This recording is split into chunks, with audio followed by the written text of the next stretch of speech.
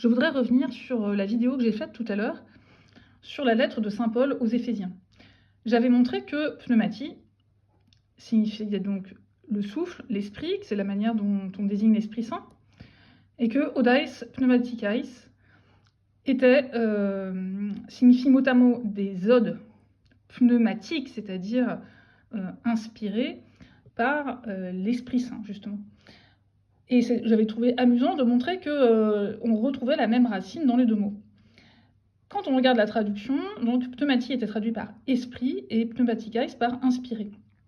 Alors on pourrait dire, on a perdu l'idée du souffle que l'on voit dans la racine grecque avec pneuma qui indique vraiment donc l'air, le souffle, etc. Mais en réalité, on retrouve exactement la même chose dans la traduction, puisque le mot esprit vient du latin spiritus, qui vient lui-même du verbe spiro, qu'on retrouve en français dans inspirer, respirer, et donc traduire l'adjectif pneumatikos par inspirer est assez intelligent.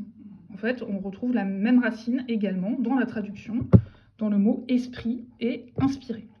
Alors pourquoi est-ce que je précise ça?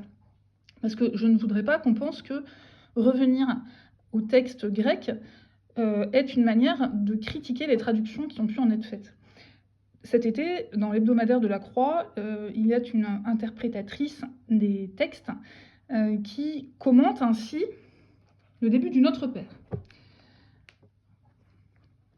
Donc le début du Notre Père en grec, pater hémon, que l'on traduit couramment par Notre Père.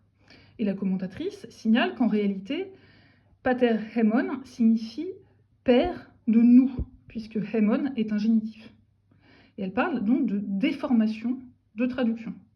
En réalité, ce n'est pas du tout une déformation de traduction, puisque c'est comme ça qu'on exprime la possession en grec. On dit « Père de nous ». La preuve, c'est que juste en dessous, vous avez « to onoma sou », qu'on traduirait par « ton nom ».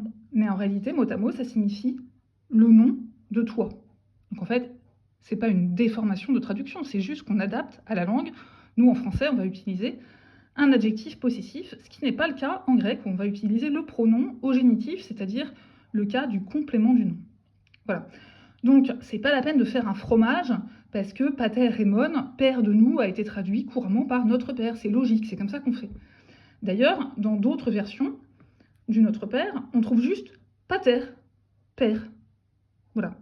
Donc tout ça pour signaler que revenir au texte grec, c'est intéressant, c'est très amusant, c'est une manière de faire du grec aussi en y prenant du plaisir, mais il ne faut pas en tirer des conclusions hâtives comme quoi les traducteurs précédents ont été des ânes. Merci de votre attention.